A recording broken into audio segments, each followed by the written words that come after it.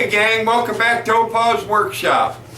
I thought I'd take a few moments to hand out some credit where credit is due. Recently, I reached out to Jason at GP Woodworks and asked him if he could make me a leather wristband. And he replied back, sure, not a problem. So I just wanted to take out some time and tell you, check out Jason at GP Woodworks. He does some awesome work,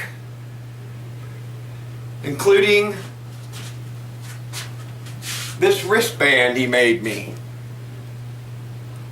Got my initials, OK for Opa Coster. Anyway, I've been supporting Jason now for a year or better, and I really like his work and I really like his channel. So, and he's the one that made me the sticker personally and sent it to me, because he doesn't really do stickers. So take the time, check out Jason on his channel.